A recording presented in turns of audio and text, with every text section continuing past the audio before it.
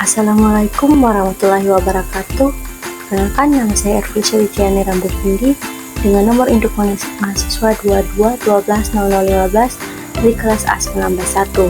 Di sini saya akan menjelaskan mengenai diabetes gestasional. Jadi baik, di sini saya akan menjelaskan mengenai definisi diabetes gestasional, patofisiologi, tanda dan gejala, faktor risiko, tata laksana medis, dan juga nutrisi. Apa sih diabetes gestasional itu? Jadi, diabetes gestasional adalah gangguan toleransi glukosa yang pertama kali ditemukan pada saat kehamilan. Diabetes gestasional ini merupakan komplikasi pada ibu hamil yang disebabkan karena kurangnya insulin untuk mengontrol gula selama kehamilan. Dalam patofisiologi diabetes gestasional, komponen utamanya yaitu disfungsi sel beta dan juga resistensi insulin kronis. Yang pertama yang akan dibahas yaitu disfungsi sel beta. Fungsi utama dari sel beta adalah untuk menyimpan dan mensekresi insulin sebagai respon terhadap beban glukosa.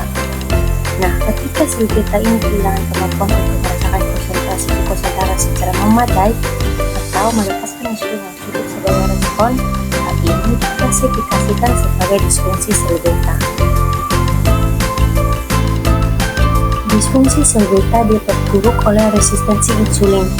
Berkurangnya pengambilan glukosa yang dirangsang oleh insulin selanjutnya berkontribusi terhadap hiperglikemia yang kemudian membebani sel beta secara berlebihan yang seharusnya memproduksi insulin tambahan sebagai respon. Nah, untuk resistensi insulin ini merupakan aspek utama juga dalam patofisiologi, di mana sel-sel tubuh gagal merespon hormon insulin dengan cara biasa. Beberapa hormon kehamilan ini dapat mengganggu kerja insulin saat berdekatan dengan reseptornya, yang akan mengganggu jalur sinyal sel. Insulin merupakan hormon utama yang diproduksi di sel beta Polo-Langerhans di pankreas. Insulin adalah kunci dalam pengaturan kadar glukosa darah tubuh. Insulin merangsang sel-sel di otot rangka dan jaringan lemak untuk menyerap glukosa dari aliran darah. Dengan adanya resistensi insulin, diharapkan glukosa darah ini dicegah dan kadar gula darah tetap tinggi, yang menjadikan tubuh kemudian mengkompensasinya dengan memproduksi lebih banyak insulin untuk mengatasi resistensi pada diabetes gestasional. Produksi insulin bisa mencapai 1,5 atau 2 kali lipat dari yang terlihat pada kehamilan normal. Jika diabetes gestasional ini tidak diobati, janin akan terpapar glukosa berlebih yang menyebabkan peningkatan jumlah insulin yang diproduksi janin. Saat insulin menstimulasi pertumbuhan, ini berarti bayi kemudian mengembangkan tubuh yang lebih besar dari biasanya pada usia kehamilan. Setelah bayi lahir, paparan terhadap kelebihan glukosa dihilangkan. Namun, bayi baru lahir masih mengalami peningkatan produksi insulin sehingga rentan terhadap rendahnya kadar glukosa darah. Adapun tanda dan gejala dari diabetes gestasional, yang pertama yaitu rasa haus yang meningkat, kemudian sering buang air kecil, kemudian mulut kering, dan terakhir kelelahan.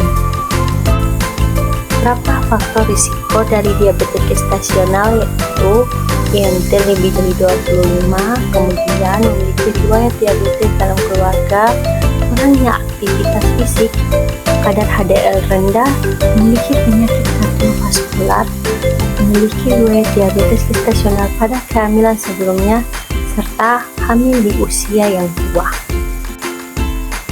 Untuk tata laksana medis dari diabetes gestasional dibagi menjadi dua bagian. Yang pertama yaitu tata laksana non-farmakologi, dan yang kedua yaitu tata laksana farmakologi. Tata laksana dari non-farmakologi sendiri dibagi menjadi beberapa bagian, yaitu yang pertama pemantauan kadar gula darah. Di sini pasien perlu melakukan pemantauan kadar gula darah secara rutin, baik glukosa darah puasa maupun glukosa darah postprandial. Kemudian yang kedua yaitu aktivitas fisik dan kontrol berat badan.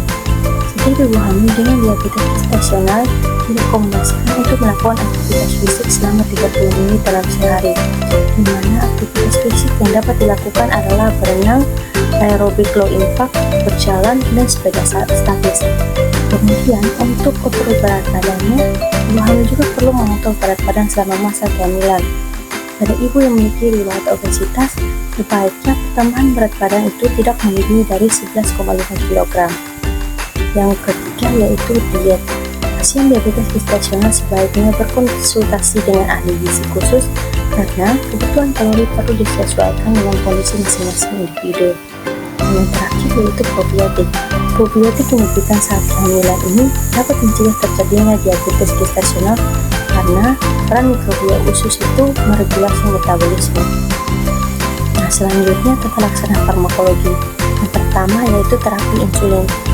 Insulin ini tidak melewati plasenta sehingga aman diberikan selama kehamilan. Dosis insulin yang direkomendasikan adalah 0,7 sampai 1,0 unit per kilogram berat badan per harinya. Jika pasien hanya memiliki kadar glukosa darah puasa yang tinggi, maka insulin kerja menengah sebaiknya diberikan saat malam hari. Sedangkan pada pasien dengan hiperglikemia postprandial saat sarapan, maka insulin kerja pendek diberikan saat sarapan. Kemudian yang kedua yaitu terapi antidiabetes oral. Selain terapi insulin, beberapa obat hipoglikemik oral juga dapat dipakai menjadi pilihan terapi pada diabetes gestasional. Obat pilihan yang dapat diberikan adalah metformin dan glibenclamid. Untuk dosis yang disarankan yaitu untuk metformin yaitu 500 mg per hari dosis tunggal pada awal pengobatan dan dapat ditingkatkan sampai 2500 mg per hari dan dibagi dalam beberapa dosis. Untuk glibenclamid untuk dosis awalnya yaitu 2,5 mg satu kali sehari diberikan 1 jam sebelum makan dengan dosis maksimal sampai 10 mg.